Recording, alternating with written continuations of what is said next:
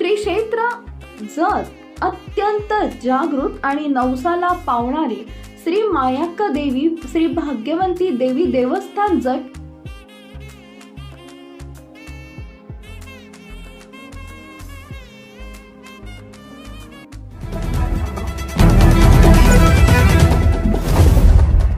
नमस्कार, मी Megha Jagtap. BBM news मध्ये आपल्या सर्वांचं स्वागत.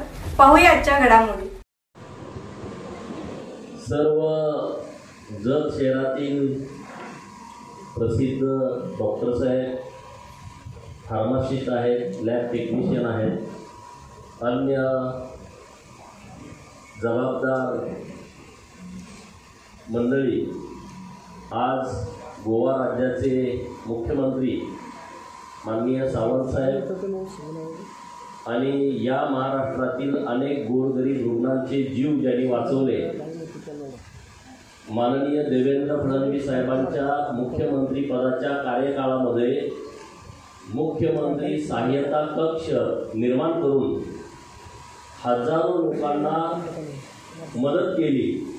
ओम प्रकाश शेटे साहेब उपस्थित, माननीय गोपी साहेब, सर्व मान्यवर पत्रकार मित्रांनो, खरं तर आता तुमच्यासमोर नेमकं काय बोलायचं असा प्रश्न माझ्यासारख्या कार्यकर्त्याच्या मनामध्ये पडला आहे की रोज अनेकांची ऑपरेशन करणारे तुम्ही मंडळी माझ्यासमोर उपस्थित आहात आणि तुमच्या पुढे मी काय बोलावं. मी एकच बोलेन की काय दवाखान्यामध्ये मी बघतो डॉक्टर हा काही देव नाही, बरोबर, प्रत्येक दवाखान्यात, पण देवापेक्षा तर कधी तुम्ही काहीच नाही. इतकी सगळी देवा समान मंडळी इथं उपस्थित आहात. आज तुम्हा सर्वांना माझी विनंती आहे की महाराष्ट्राच्या विधानसभेची रणधुमाळी आता एका अंतिम टप्प्यावरती आलेली आहे. शंका, कुशंका, अफवा, लोकांच्यामध्ये संभ्रम निर्माण करणं असे सगळे विषय सुरू आहेत. तर तुम्हा सर्वांना माझी हात जोडून नम्रतेची विनंती आहे की जत तालुक्यातल्या जनतेने निवडणूक हातामध्ये घेतलेली आहे आणि तुम्ही सुद्धा या निवडणुकीमध्ये जातीनं लक्ष घालण्याची आवश्यकता आहे. कारण आता जत तालुका महाराष्ट्राच्या राजकीय पटलावरती चर्चेला आलेला आहे, हे तर तुम्हाला मान्य आहे ना. जत तालुका आता पूर्ण एक 10-12 मतदारसंघ महाराष्ट्रातले आहेत, त्यामध्ये जत तालुक्याची चर्चा सुरू आहे. जत तालुक्यामध्ये भारतीय जनता पार्टीच्या प्रचाराचा नारळ फुटला. भाजप जगात सर्वात जास्त सदस्य असणारी पार्टी आहे. केंद्रामध्ये सलग तिसऱ्यांदा नरेंद्र मोदी साहेबांच्या नेतृत्वामध्ये सत्तेमध्ये आहे आणि महाराष्ट्रामध्ये देवाभाऊंच्या नेतृत्वामध्ये भारतीय जनता पार्टी मजबूतीनं काम करते. अशा पार्टीच्या प्रचाराचा शुभारंभ आपल्या जतमधून होतोय, याचा तुम्हाला अभिमान वाटला की नाही वाटला? जरा जोरात बोललं तर मलाही बरं वाटलं. तुमचं म्हणणं काय तेही कळलं. तुम्ही असे सगळे गंभीर आहे, धरून असल्यासारखं बसला आहे. तुम्हाला माझी खरंच विनंती आहे की आम्ही तुम्हाला फ्री बोलतोय. शेवटी परत तुम्ही तुमचं मत ठरवा, काय करायचं आहे काय नाही करायचं. ठीक आहे, तुम्ही आम्ही सांगितल्यानंतर तुमचं मत बदलेल असं काय तुम्ही साधी सोपी माणसं आहेत असं आम्ही समजत नाही. आम्ही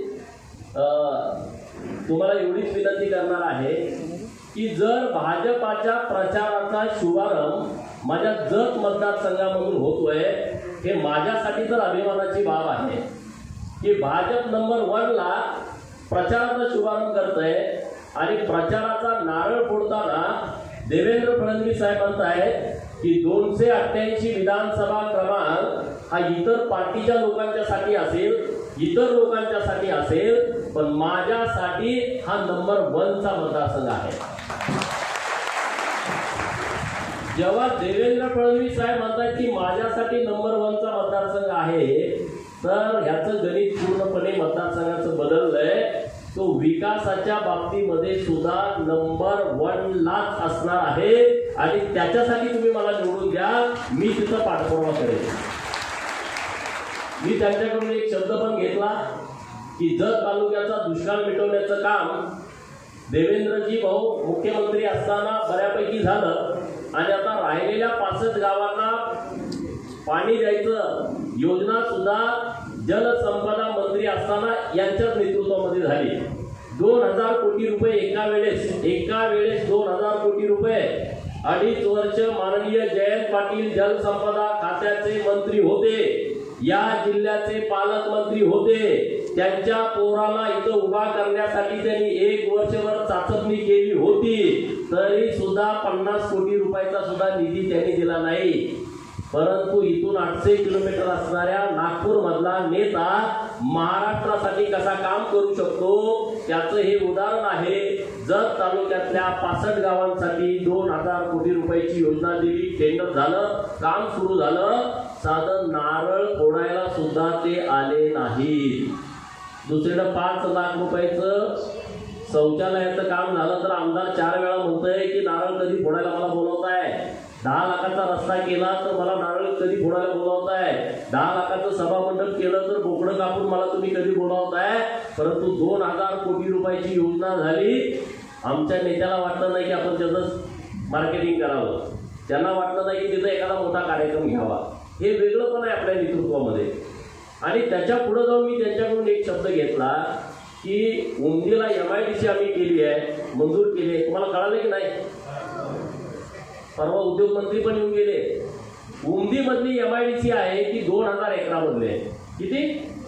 2000 एकरामधली. सांगलीची जी MIDC आहे, कुपवाड मिरज MIDC, ही आहे 166 हेक्टर मधली. किती? 166 हेक्टर. आणि आपली आहे 800 हेक्टर मधली.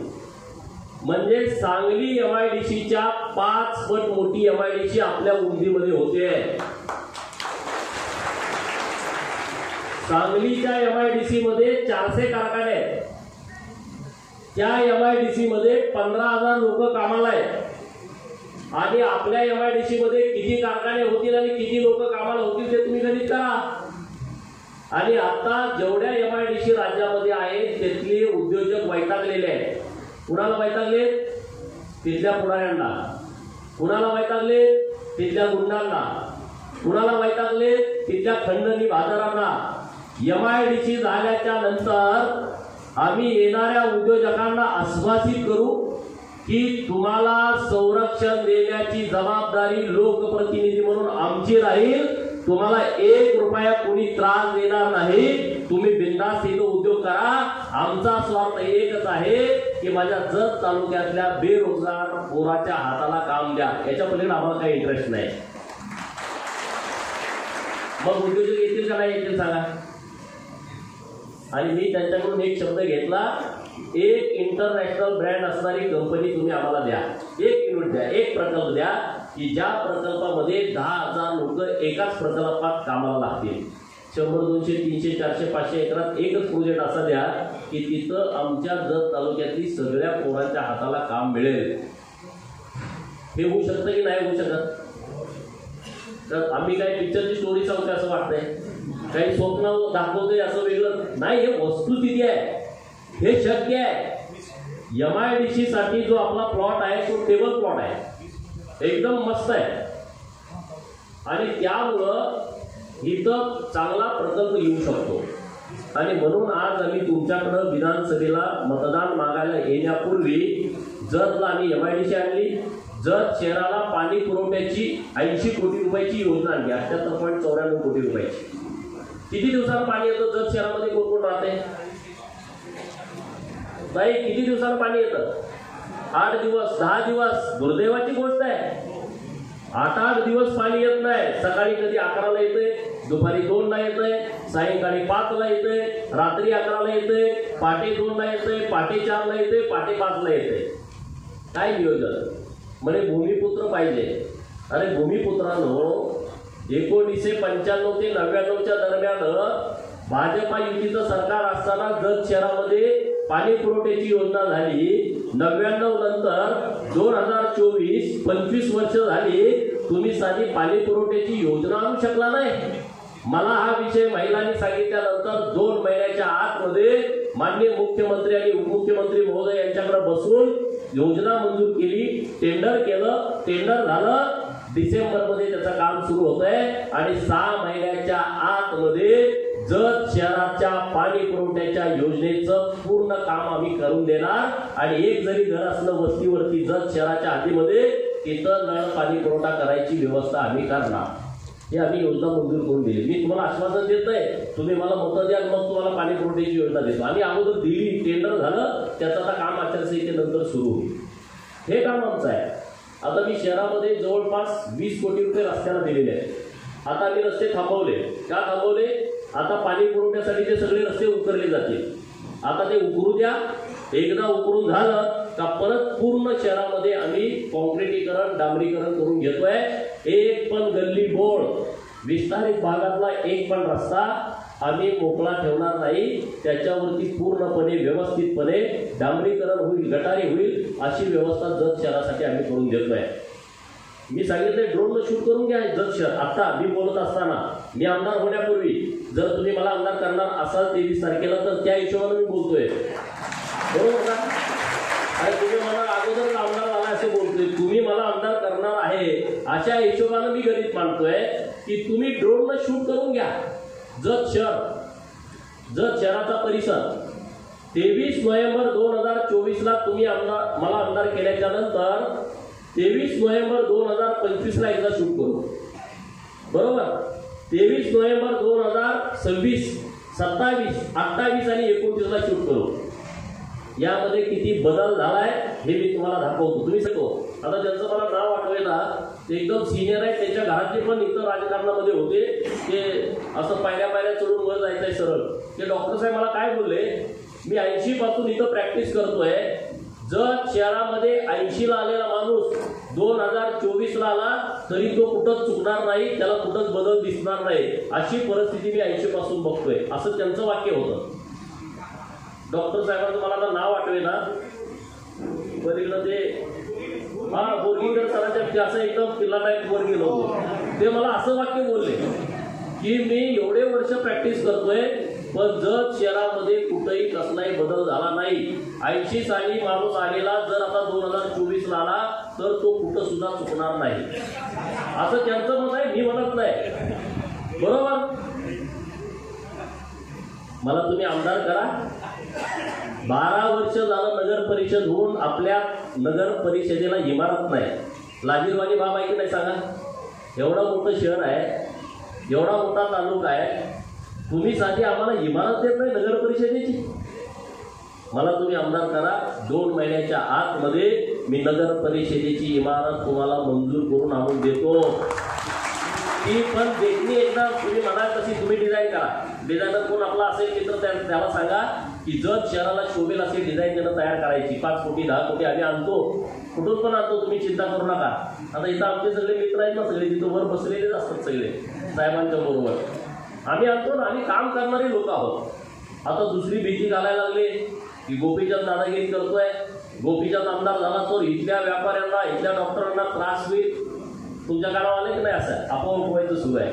मी तुम्हाला शब्द देतो, अन्याय करणं आमचा स्वभाव नाही, अन्याय करणं आमचा स्वभाव नाही, अन्याय करणं आमच्या रक्तामध्ये नाही. मी त्या पिढीतनं येतोय, त्या समूहातनं येतोय की ज्या समूहानं एका मातंग मुलीची अब्रू गुंडानं लुटली म्हणून, ज्याचा गावगाड्याशी काही संबंध नव्हता, मेंढ्या राखत असणाऱ्या बापू बिरू वाटेगावकरांना बंदूक हातामध्ये घेतली आणि सगळ्या गुंडांचा रायनाट केला. त्यांचा काही मात्र संबंध नव्हता, त्यांच्यावरती तर कुणी अन्याय केला नव्हता. ते काय राजकारणी नव्हते, ग्रामपंचायतचे सदस्य, सरपंच नव्हते, काय होते, मेंढ्या राखत होते रानात. परंतु एका माझ्या मातक बहिणीवरती कुणीतरी अत्याचार करतंय आणि त्यांना बोलायला गावात कुणी नाही, म्हणून त्यांनी हातात कुऱ्हाड उचलली, हातात बंदूक उचलली आणि सलग 21 जणांना ठोकलं. किती जणांना? सलग 21 जणांना ठोकलं. त्या बापू बिरो वाटेगावकरांच्या रक्तातला हा गोपीचंद पडळकर आहे. जत शहरातल्या सगळ्या व्यापाऱ्यांना, जत शहरातल्या सगळ्या नामांकित डॉक्टर साहेबांना, इथल्या प्रत्येक व्यक्तीला मी आश्वासित करतोय, अन्याय करणं आमचा स्वभाव नाही. जो कुणी अन्याय तुमच्यावरती करेल, तो माझ्या जवळचा जरी असला, माझा कार्यकर्ता असला, माझा राईट हँड लेफ्ट हँड जरी असला, आणि त्यानं जर तुमच्यावरती अन्याय केला तर मी राईट आणि लेफ्ट हँड वाल्याची बाजू घेणार नाही, मी तुमची बाजू घेणार, तुमच्या पाठीमागे उभा राहणार.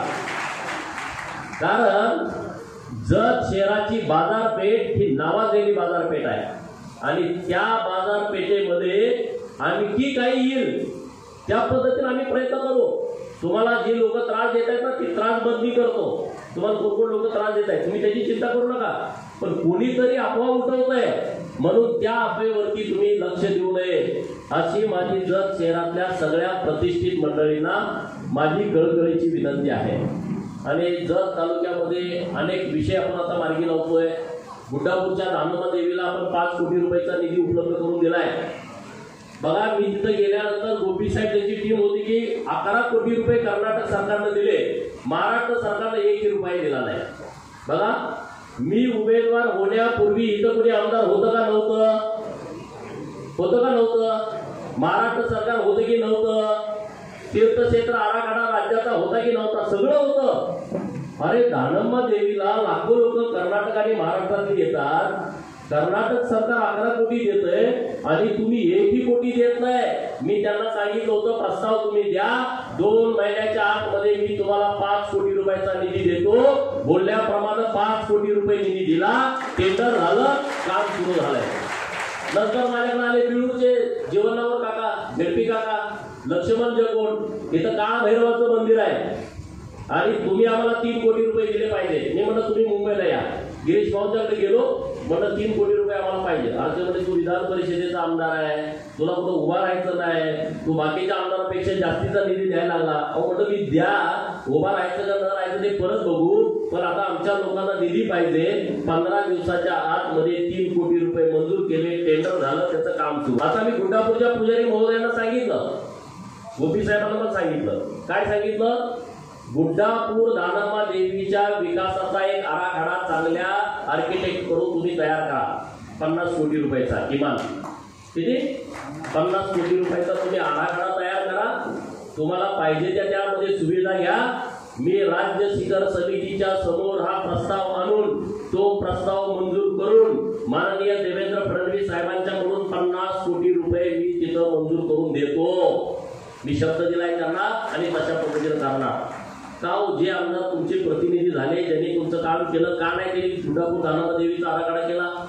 का नाही लक्ष दिलं तिथं? दुसरा मी विषय हातामध्ये घेतलाय की महात्मा बसवेश्वर महाराजांचा अश्वारूढ पुतळा दानम्मा देवीच्या गुड्डापूर मंदिराच्या परिसरामध्ये आपल्याला करायचा आहे. केला पाहिजे की नाही केला पाहिजे? अरे आवाज इतका बारीक. केला पाहिजे ना. आणि त्या सगळ्या पुतळ्याची जबाबदारी, त्याला सरकारी पैसे खर्च करता येत नाहीत, पुतळ्याला चबुतऱ्याला करता येत आहे, तिथल्या सुशोभीकरणाला करता येत आहे. त्या पुतळ्याची जबाबदारी मी स्वतः घेतलेली आहे आणि डॉक्टर साहेबांना विनंती केली, तुम्हाला विनंती करतोय, या महाराष्ट्रातला जो तुम्हाला टॉपचा शिल्पकार वाटतोय पुतळा बनवणारा, त्याच्याकडे तुम्ही गेलं पाहिजे आणि तुम्ही त्याची ऑर्डर द्या, बाकीची व्यवस्था मी करून घेतो. हे मतासाठी नाही, अजिबात नाही, हे डोक्यातनं काढून टाका. का नाही ऐश्वरत पुतळा झाला? लिंगायत बहुल तालुका आहे, धनगर बहुल तालुका आहे, ना अहिल्यादेवीचा पुतळा ना महात्मा बसवेश्वरांचा पुतळा. अरे हे आमचे महापुरुष आहेत, हे आमचे आदर्श आहेत, यांचा इतिहास आमच्या पिढीला माहिती झाला पाहिजे, अखंड बहुजनांना माहिती झाला पाहिजे आणि त्यासाठी आम्हाला चांगल्या दर्जाची स्मारकं जत तालुक्यामध्ये बनवायची आहेत. एक गुड्डापूरला आणि दुसरं जत शहरामध्ये. तिथं तुम्ही जागा निश्चित करा. मी अगोदर तर महात्मा बसवेश्वरांच्या स्मारकाला 75 लाख रुपये दिले, 1 वर्ष झालं, टेंडर पण झालंय, त्याचं काम चालू करा. कोण टेंडर घेतलंय बघा. दुसरं पुण्यश्लोक अहिल्यादेवीच्या स्मारकाला 75 लाख रुपये मी दिलेले आहेत. ह्याच्या अगोदर हे नाही काम झालं. हे काम करण्यासाठी तुम्ही मला आमदार करा, बाकी काय नाही. आमदार काय फार, मी आता आमदार आहेच ना, फक्त खालच्या सभागृहात नाही, मी वरच्या सभागृहात आहे. आमदार तर आहे ना, पण तुम्ही मला खालच्या सभागृहात पाठवल्यानंतर मी जत तालुक्यासाठी निधी खेचून आणू शकतो. आता जयंतराव पालकमंत्री होते, पतंगराव साहेब होते, तिथं सगळे लोक गेले, 90 पासूनचे पुढारी होते. म्हणजे पतंगराव साहेब 85ला झाले आणि RR पासून, जयंतराव पासून 90 पासूनचे हे आमदार आहेत. 90 पासूनचा हिशोब करू. 90 पासून 2024 पर्यंत जत तालुक्याला आपल्या हक्काचा निधी आला नाही. आपल्या हक्काचा निधी आला नाही. आपल्याला 2 मार्गे निधी मिळतो. एक जिल्हा नियोजन सांगली, म्हणजे आपल्या जिल्ह्याचा एक आराखडा असतो. तो आराखडा किमान 800-900 कोटीचा असतो आपल्या जिल्ह्यात आराखडा. आणि दुसरं राज्य सरकारकडून पैसे. जिल्ह्याच्या आराखड्यातनं तर आपल्या हक्काचे पैसे आहेत का नाही सांगा. जतची विधानसभा तेवढे पैसे द्यायला पाहिजे, खानापूर त्यांना तेवढे पैसे, तासगाव कवटेमंकाळ त्यांचा निधी तेवढा, मिरज इकडं पलूस कडेगाव, शिराळा वाळवा, सांगली. तुम्हाला निधीचं समान वाटप झालं पाहिजे का नाही झालं पाहिजे. साधं गणित आहे. पण झालं का? झालं का? नाही झालं. का नाही झालं? 2 प्रकारचे राजकारणी आपल्या जिल्ह्यात आहेत. एक आहे निर्णय प्रक्रियेतला राजकारणी आणि दुसरा आहे त्या नेत्याचा कार्यकर्ता. म्हणजे कोण? पतंगराव साहेब, म्हणजे कोण? आर, म्हणजे कोण? जयंतराव. हे 3 झाले निर्णय प्रक्रियेमध्ये.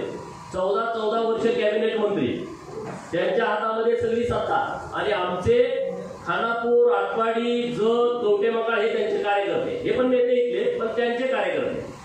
बरोबर आहे ना. त्यांच्या हातामध्ये निर्णय होता. त्यांनी आपला पण निधी पळवला आणि त्यांचा पण पळवला. आपला पण निधी पळवला, त्यांचा पण. आपल्याला दिले 10%, पळवले 90%. जत विधानसभा हा तालुका 2,87,000 हेक्टर क्षेत्र असणारा तालुका आहे. किती? 2,87,000 हेक्टर.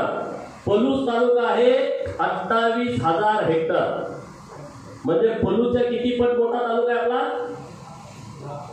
10 पट. त्यांचा काका, उमेदवारांचा काका ते पालकमंत्री होते. त्यांचा तालुका 28,000 हेक्टरचा. आणि या काय म्हणायचं त्यांना, मेवणीचा पोरगा यांचा तालुका 2,87,000 हेक्टरचा. निधी देताना काकानं पण विचार केला नाही. जतला जेवढा निधी दिला नाही त्याच्या 10 पट निधी पलूसला नेला. जतला जेवढा जयंतरावने निधी दिला नाही त्याच्या 10 पट पलूसला नेला. मला आमदार का करा म्हणतोय? मला तुम्ही आमदार करा. मी त्यांनी जेवढं 90 सालापासून पळवलेलं आहे, जबाबदारीनं बोलतोय. जयंतरावनं, पतंगराव साहेबांनी 90 सालापासून जेवढा निधी जत तालुक्याचा पळवलाय, आटपाडी, खानापूर, कवटेमंकाळचा पळवलाय, तुम्ही मला एकदा विधानसभेत पाठवा. मी 90 पासूनचा सगळा निधी पळवून इकडे आणतो, हिसकावून आणतो.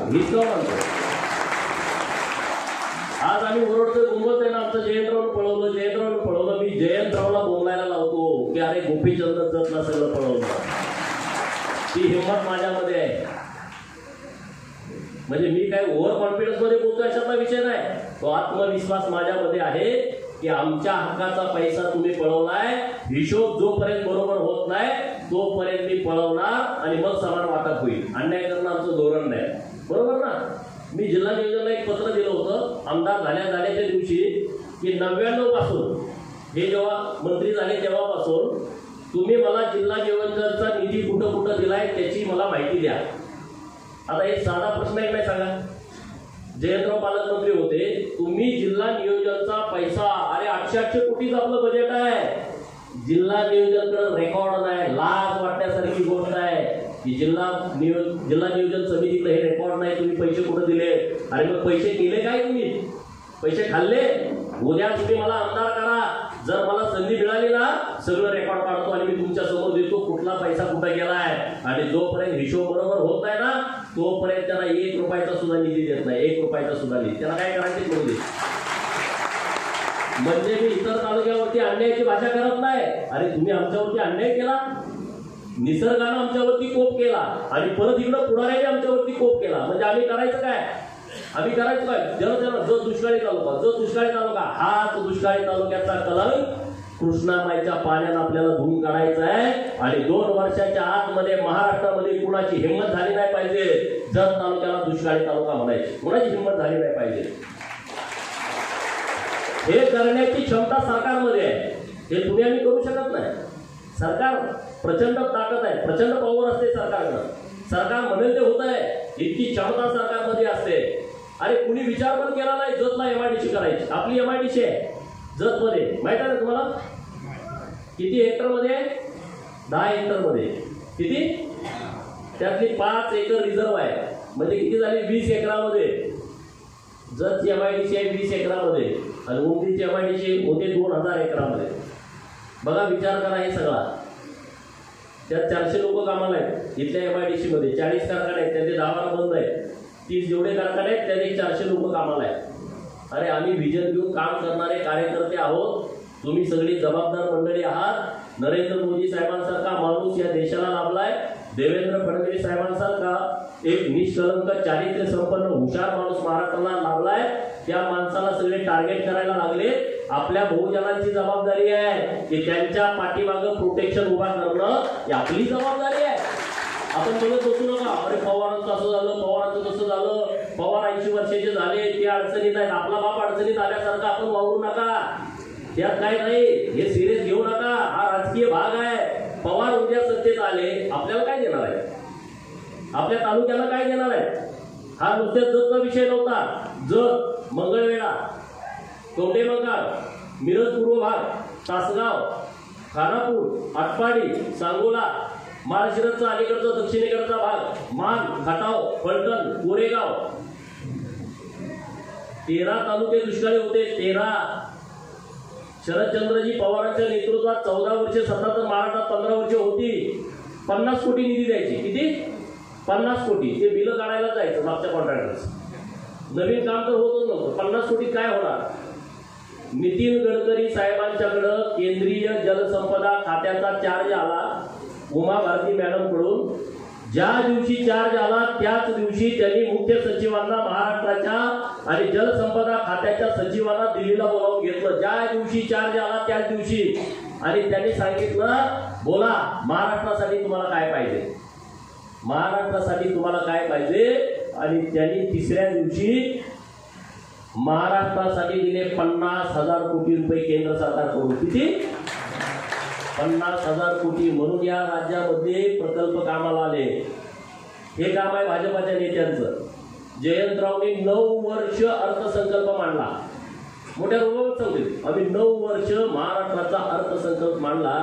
अरे अर्थसंकल्प तुम्ही 9 वर्ष मांडला पण तुम्ही जतला काय दिलं, त्यामध्ये तुम्ही आटपाडीला काय दिलं, खानापूरला काय दिलं, शेतकऱ्याला काय दिलं, कष्टकऱ्याला काय दिलं, इथल्या युवकांना काय दिलं, विद्यार्थ्यांच्यासाठी तुम्ही काय केलं. 18 पगड जातीचा महाराष्ट्र आहे. तुम्ही ओबीसीना काय दिलं, मायनर ओबीसीना काय दिलं, भटक्या विमुक्तांना काय दिलं, पालात राहणाऱ्या लोकांना काय दिलं, काय दिलं तुम्ही. 9 वर्ष कोट घालून ते ब्रीफकेस घेऊन तुम्ही फोटो तेवढा काढला. काय दिलं आम्हाला, काय दिलं नाही, काय देऊ शकत नाही. कारण यांची भावना चांगली नाही.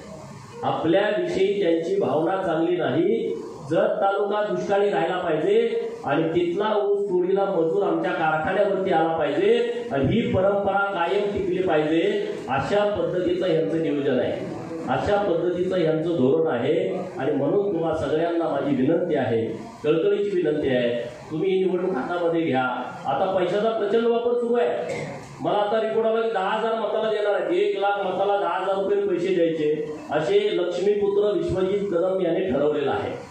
10,000 रुपये मताला 100 कोटी रुपये खर्च करायची तयारी आहे. बघा मग हे किती महत्वाचे आमदारकी, ही आमदारकी किती महत्वाची आहे. बघा की 10,000 ते पैसे द्यायला तयार आहेत. पैसे घेणाऱ्यांनी सुद्धा विचार केला पाहिजे. 10,000 हातात आले तरच, नाही तर मधले गाड्याने आणले हे समजा तुम्ही. मोठा घोळ होण्याची शक्यता आहे. आपण इतके पैसे देऊ शकत नाही. आम्ही सामान्य कार्यकर्ते आहोत. पण मी जत तालुक्याला सन्मान मिळवून देऊ शकतो. मी जत तालुक्याचं नाव महाराष्ट्रभर करू शकतो. मी आता मागणी केली सरकारकडे. काय मागणी केली की आमचा तालुका सांगलीपासून शेवटचं गाव 150 किलोमीटर वरती आहे. बरोबर ना, 150 किलोमीटर वरती आहे. तर आमचं जत तालुक्याचं वेगळं RTO कार्यालय झालं पाहिजे. MH5859 काय नंबर येईल तो, MH58 Jat, MH59 Jat, MH60 Jat. आपली मागणी योग्य आहे का, योग्य आहे. अरे अकलूज झालं, कराड झालं, फलटण झालं, जत का नाही. मी मागणी केली की जत RTO MH जे काय पुढे नंबर येईल ते झालं पाहिजे. आणि मी तुम्हाला शब्द देतो सरकार आल्यानंतर मी हे करून घेणार. जतचा ब्रँड वेगळा असला पाहिजे, जतचं नाव वेगळं असलं पाहिजे. ती क्षमता, ती ताकद या जत तालुक्यामध्ये आहे. पण आमची ताकदच आम्हाला कळाली नाही. आमची ताकद आम्हाला कळाली नाही. आम्ही कुणाच तरी कार्यकर्ते राहण्यामुळं आमचे 9 जिल्हा परिषदेचे सदस्य, पण आम्ही वरच्या आम्हाला एक सभापती पद द्या की. अरे जत मध्ये इतकी ताकद आहे की तुम्ही ठरवलं पाहिजे जिल्हा परिषदचा अध्यक्ष कोण होणार. आम्ही ठरवून देऊ जिल्हा परिषदचा अध्यक्ष होईल, आम्ही ठरवू तोच उपाध्यक्ष होईल. इतकी स्ट्रेंथ आपल्या तालुक्यामध्ये आहे. ऐक बरोबर का, मी तुम्हाला काही चुकी सांगतोय. इतकी क्षमता आपल्याला आहे ना, आणि ते वन साईड करायचं आहे. लिंगायत आणि धनगर समाज इतक्या मोठ्या संख्येत असल्यामुळं लिंगायत समाजामध्ये सारखं काहीतरी रोज आपण. अरे परवा मी बोलत असताना एका फेक अकाउंटवरनं एक मेसेज टाकला. मी लगेच पोलीस स्टेशनला जाऊन बसलो. पीआयना सांगितलं, एसटीना सांगितलं, डीवायएसटीना सांगितलं, कोण आहे याला शोधा, कोण आहे त्याला शोधा, कुणी पण असू दे त्याच्यावरती कारवाई झाली पाहिजे. परंतु मला ठाम विश्वास आहे हे एका वॉर रूम मधनं झालंय. पोलिसांचं काम आहे. पोलिसांना मी इथून सांगतोय, तात्काळ उद्याच्या उद्या तो कोण आहे तो माणूस समोर आला त्याच्यावरती कारवाई करा. माणूस नसेल, फेक अकाउंट काढलाय त्याला समोर आणा ना. संभ्रम करायला लागले. का करायला लागले? महाराष्ट्राचं राजकारण काही ना काही म्हणलं तर ते जातीवरती जातच. कुणी जरी काय म्हणलं ना, पुरोगामी महाराष्ट्र आहे, हे भाषणात सांगायपुरतं असतं. भाषणात सांगायपुरतं पुरोगामी महाराष्ट्र असतो, आणि मग ते पुढं त्यांना जे काय करायचे करतात. महाराष्ट्रामध्ये अनेक प्रयोग झाले आतापर्यंत वेगवेगळ्या समूहाचे. महाराष्ट्रामध्ये अनेक प्रयोग झाले वेगवेगळ्या समूहाचे. मला तुम्हाला विनंती करायची आहे माझ्या लिंगायत भावांना, आपली संख्या महाराष्ट्रात एवढी आहे, आमदार किती तिकीटच मिळत नाही. धनगरांची संख्या 2 नंबर महाराष्ट्रात, तिकीटच मिळत नाही. किती आपदा होती तुम्ही बघितलं 8 दिवसापूर्वी. तिकिटाचं काय काय होतं. का नाही तिकीट मिळत? कारण राजकीय उपद्रव तुमच्याकडे नाही. आणि म्हणून मी तुम्हाला विनंती करतोय, ओमप्रकाश शेटे साहेब आहे, डॉक्टर आरडी साहेब आहेत, तुम्ही सगळे आहेत. आपण सगळे विचारपूर्वक या राजकारणामध्ये पुढे जाण्याची आवश्यकता आहे. आम्ही कुणावरती विरोधात नाही. अरे जिसकी जितनी संख्या भारी उसकी उतनी भागीदारी, या तत्वावरती आमच्या लोकसंख्येप्रमाणे राजकीय सत्तेचा वाटा द्या ना. बरोबर आहे की नाही? बरोबर.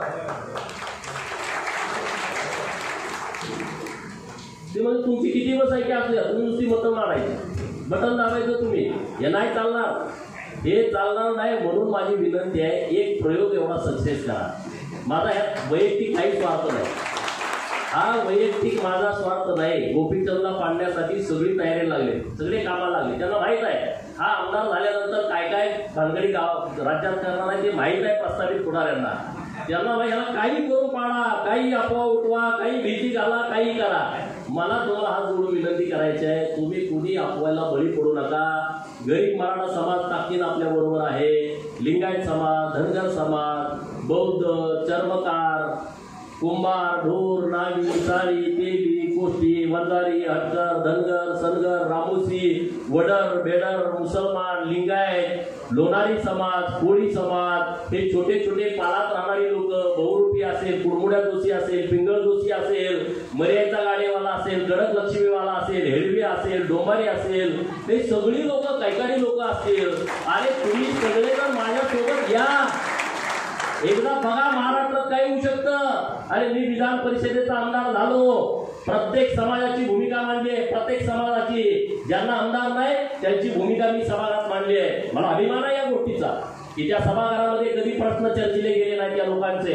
अरे आज मी तुमच्या समोर बोलत असताना, तुम्ही या सभा मंडपात बसलेला असताना, जर शहराच्या बाजूला किमान 100 पाला असतील. किती? किमान 100 पाला असतील. दिवाळी झाली 8 दिवसापूर्वी, आम्ही कानुले खाल्ले, कापड्या खाल्ल्या, लाडू खाल्ल्या, आम्ही फुलबाजी वाजवले, फटाकड्या वाजवल्या, साड्या आम्ही नवीन घेतल्या, कपडे नवीन घेतले, पोरांना बूट घेतले. पालातल्या पोरांना ना बूट मिळाला, ना कपडा मिळाला, ना फुलबाजा मिळाला, ना फटाकडी मिळाली, ना कानुला मिळाला, ना कापणी मिळाली, ना शंकरपाळी मिळाली. काय नाही, त्याची दिवाळी नाही. आणि आपण पण कधी बघायला गेलो नाही का? गेलो कोणी आपलं पालावरती दिवाळी झाली का बघायला? मला तुम्ही निवडून द्या. राज्य सरकारला पहिल्यांदा पालातल्या लोकांच्यासाठी वेगळं बजेट निर्माण करायला लावतो. मला तुम्ही निवडून द्या. राजकारणामध्ये प्रचंड ताकद आहे, प्रचंड क्षमता आहे. त्या मुलांच्यासाठी शाळा, त्या मुलांच्यासाठी शाळेसाठी सोय आहे, त्यांना राहायला घर नाही, त्यांना रेशन कार्ड नाही, त्यांना मतदान कार्ड नाही, त्यांच्याकडे कुठला आधार कार्ड नाही. द्या ना मला निवडून, हे राजकारण एकदा महाराष्ट्र लेवलचं बघून तुम्ही मला निवडून द्या. हे इथले कुठले अरे यांना काही कळत पण नाही, मंत्रालय त्यांना सोडत नाहीत आमदार बिला लावल्याशिवाय.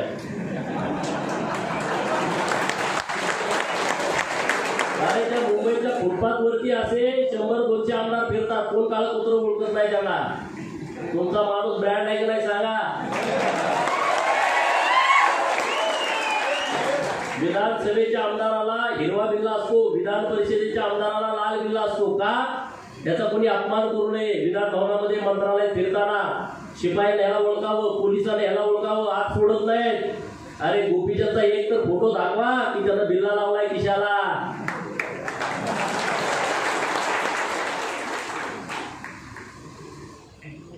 असा माणूस तुम्हाला फुकट मिळालाय, हो वापरून घ्या. मला दुसरं काही काम नाही, माझं BAMS कॉलेज नाही डॉक्टर साहेबांसारखं, माझं मोठं हॉस्पिटल नाही, मला ऑपरेशन करायला जावं लागत नाही, माझं सिलर्जी सारखं हॉस्पिटल नाही, इथं सगळे मोठे मोठे डॉक्टर बसले, असं माझं काहीच नाही. हो माझी सुविधा नाही, बँक नाही, कारखाना नाही, मी पूर्ण मोकळाकडे, पूर्ण मोकळा. 5 वर्ष तुम्ही मला सालगड्यासारखं वापरून घ्या, असा मोकळा माणूस तुम्हाला मिळणार नाही. मिळेल का सांगा? पूर्ण दिवस. आता काय मी निवडणुकीसाठीच फिरतो याच्यात नाही. मी 2006 सालापासून मी रोज कामात आहे. मी आतापर्यंत 20 लाख किलोमीटर फिरलोय. किती? 2006 पासून 2024 पर्यंत 20 लाख किलोमीटर फिरलोय. काय दुसरं कामच नाही ना मला, हेच काम आहे. 24 तास हे काम आहे. जर तालुक्यातला प्रत्येक गावला गाव फिरलो, प्रत्येक कुणी पण सांगायचं मी गावात आलो नाही असं एक माणूस नाही की त्या गावात गेलो नाही. वाड्या वस्तीवरती जातोय, लोकांच्यात जातोय, कामं करतोय.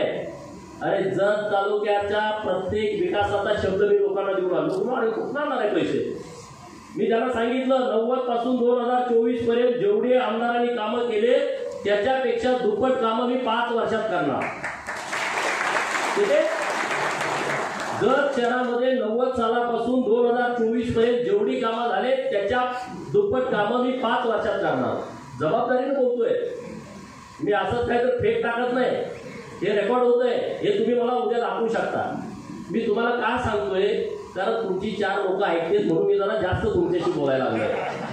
तुम्ही जरा चेक करत करत जरी खडा टाकला तर 5-50 मताची गेम होऊ शकते. तुम्ही औषधाची स्क्रिप्ट लिहिता काय चाललंय, कसं वातावरण, गोपीचंद जरा बरं चाललंय एवढं बोलला तरी बरोबर की नाही बरोबर? तुम्ही माझ्या विरोधात जरा एक वाक्य बोलला का 50 जाते. म्हणून मी तुम्हाला हटवायला लागलोय, म्हणून मी तुम्हाला समजावून सांगायला लागलोय की बाबांनो मी यासाठी मला आमदार करा, यासाठी तुम्ही आमदार करा. आणि निवडणूक ही फार महत्वाची निवडणूक आहे. हे बघा, माझं एकट्याचं नुकसान नाही होणार. मी जबाबदारीने बोलतोय, माझं एकट्याचं नुकसान होणार नाही. जत तालुक्याचं सुद्धा मोठ्या प्रमाणात नुकसान होऊ शकतं गोपीचंद निवडून आला नाही तर माझा काय बाप आमदार नव्हता, माझा बाप काही खासदार नव्हता, पडला तर काही मी लय वेळा पडलोय. हो मी काही पहिल्यांदाच अशा निवडणूक लढतोय अशातला विषय नाही. आता लोकांना मला मध्ये वाढी सांगू वाढी जे इतिहास आहे तो सांगायलाच पाहिजे ना. 2009ला पडलोय, 12ला जेडपीला पडलोय, 14ला विधानसभेला पडलोय, 19ला लोकसभेला पडलोय, 19च्या विधानसभेला माझं डिपॉझिट पण गेलतो, तरी सुद्धा आमदार म्हणून तुमच्या समोर उभा आहे. आता पार्टीला माझ्याकडून अपेक्षा आहे, एवढ्या सगळ्या अडचणीतनं मला तिकीट दिलंय, मला तिकीट देऊ नका म्हणून सगळे जिल्ह्यातले सगळी लोक एक झालती. कोण कोण एक झालती ती 23 तारखेनंतर सांगतो मी तुम्हाला. आता मी त्या विषयावर बोललो तर आणि गडबड होऊन जाईल. मी त्या विषयावर आता बोलत नाही, परंतु 23 तारखेनंतर बोलतो. गोपीचंदला तिकीटच देऊ नका. अरे ह्याचं काही नाही. अरे गावाच्या गाव एक झालेत ना गोपीचंदसाठी. तुम्ही जाऊन बघा तालुक्यामध्ये, गावाच्या गाव एक आहे. एक बाज गाव आहे, 4000 मताचं लीड आहे. कुठलं गाव आहे काँग्रेसला सांगा 4000 मताचं लीड असतं.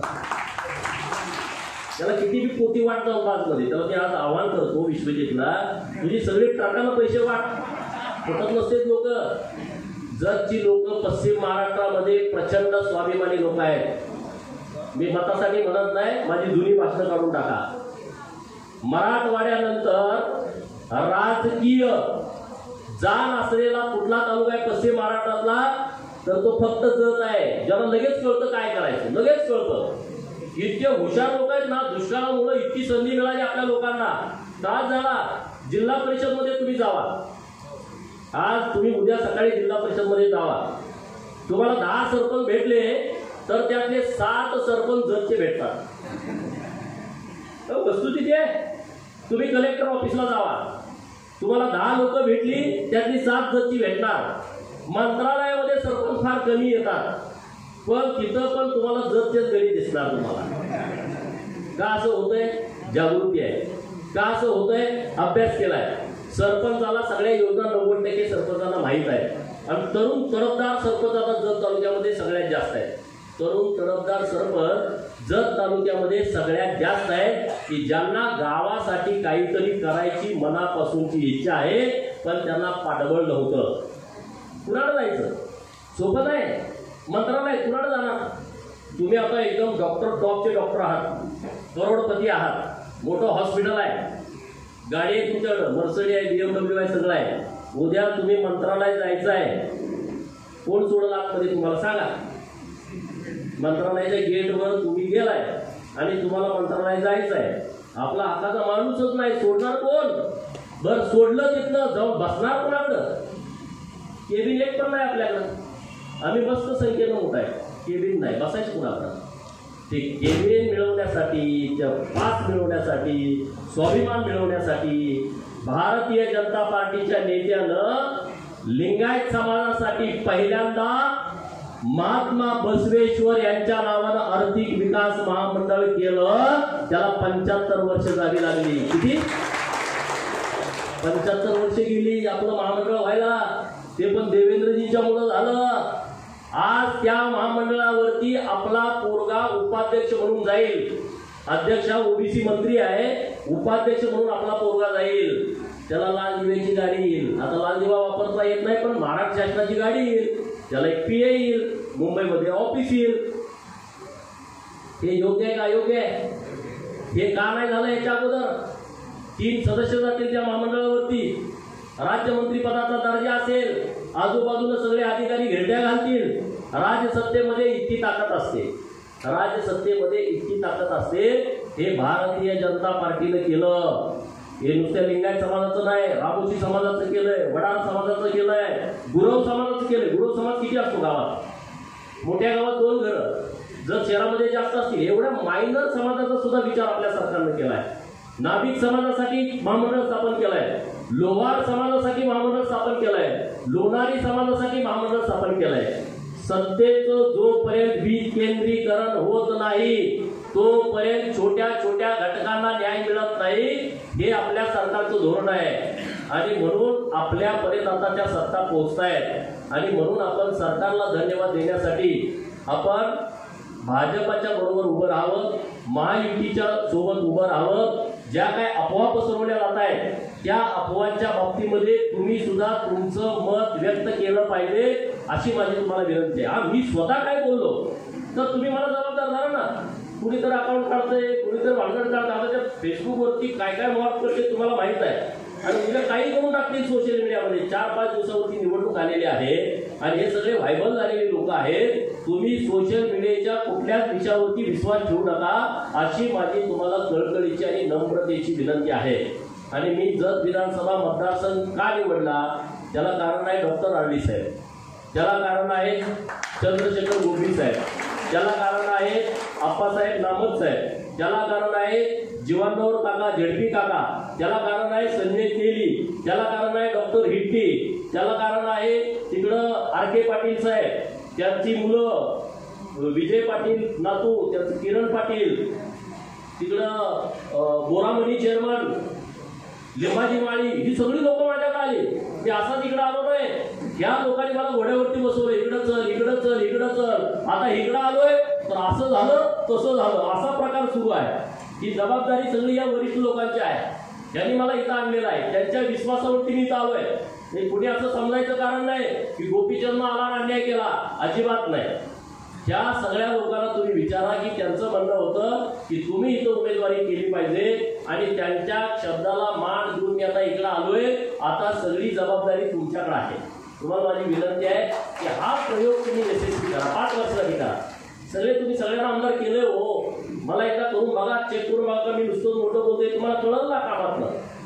आता हे ओमप्रकाश शेटे साहेब इथं आहे, मी जेव्हा आमदार पण नव्हतो. आपल्या सरकारचं काम कसं चालतंय बघा. 2 ऑपरेशन अशी होती की त्यांना 8 लाख रुपये खर्च होता. किती? 8 लाख रुपये दोघांना खर्च होता. आता ह्यांच्या मुख्यमंत्री सहायता कक्षावरून किती मिळत होते? 1 लाख रुपये, बरोबर. विशेष बाब म्हणलं तर 2 लाख रुपये. त्यांची 1ही रुपया भरायची तयारी नव्हती. ते आले माझ्याकडं आणि शेटे साहेबांचा दौरा होता. मी त्यांना म्हणलं शेटे साहेबांचा दौरा आहे, तुम्ही या. मग त्यांना घेतलं, ह्यांच्याकडे गेलो आणि गाडीत बसून सिनर्जी हॉस्पिटलला भेट दिल्यानंतर तिथं त्यांचा कार्यक्रम होता. तिथून बाहेर आलो, कृपामयी हॉस्पिटलच्या बाहेर गाडी थांबवली आणि गाडीत बसून त्यांनी पत्र दिलं, दोन्ही रुग्णांचे 8 लाख रुपयाचे उपचार मोफत करून टाकले. काय केलं? मोफत करून टाकले, मोफत. किडन्या बदलणं, हार्ट बदलणं, ब्रेनचं. अरे या माणसाने इतकं काम केलंय ना, मला खरं तर तुम्हाला तर पुढं आयुष्यात काही गरज नाही आशीर्वादाची. इतके आशीर्वाद लोकांचे यांना मिळाले, इतके आशीर्वाद. आता त्याच्या पुढे जाऊन देवेंद्र फडणवीस साहेबांनी काय केलं? हे जे सगळे आहेत ना हॉस्पिटल धर्मादायची, हे हॉस्पिटल उपचार केलं नुसतं रेकॉर्ड करायचे, रेकॉर्ड. आता आपल्या साहेबांनी काय केलंय? मुंबईमधनं ते सांगते की आज रुग्णावरती उपचार करायचा, कागदोपत्री रेकॉर्ड करायचं नाही, 30 लाखापर्यंत मोफत उपचार, अशी आता प्रक्रिया आपल्या सरकारनं राबवलेली आहे. मी जास्त का बोलतो, मुख्यमंत्री यायचे होते म्हणून म्हणाले तुम्ही उठून जाताल, आमचा घोटाळा होईल, म्हणून मी मला जास्त वेळ बोलतो. बातमी आणि जाहिरातीसाठी आमच्या चॅनलला लाईक आणि सबस्क्राईब करा. धन्यवाद.